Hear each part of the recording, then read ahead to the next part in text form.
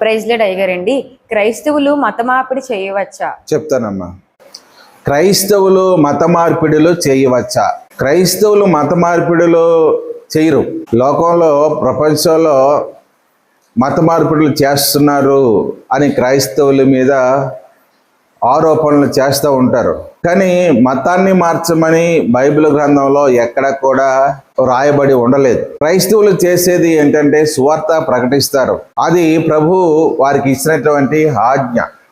సర్వలోకానికి వెళ్ళి సర్వ సృష్టికి మీరు సువార్తను ప్రకటించండి, మార్కు 16:15 ప్రకారం. కానీ ప్రభు వారు చెప్పారు కాబట్టి మరి ప్రతి క్రైస్తవుడు కూడా సువార్త ప్రకటిస్తాడు. సువార్తే ప్రకటిస్తాడు కానీ దుర్వార్త ఏమీ ప్రకటించడు. ఒకరి మనోభావాలను కించపరిచే విధంగా, ఒకరి మనోభావాలు దెబ్బతిన్న విధంగా సువార్త అనేది ఉండదు.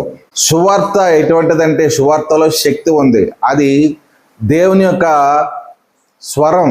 ఆ సువార్తలో అద్భుతాలు, ఆశ్చర్యకార్యాలు, మహత్కార్యాలు మనుషులకి కనబడతా ఉంటాయి. మనిషిని మార్చలేడు. సువార్త ప్రకటించేది మనిషే కానీ మనిషిని మార్చేది దేవుని పరిశుద్ధాత్మ.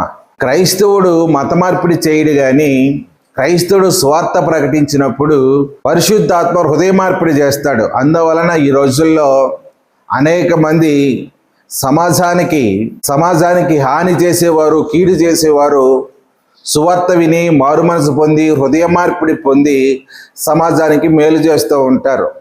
అంతే తప్ప మత మార్పిడి అనేది క్రైస్తవుడు చేయడు.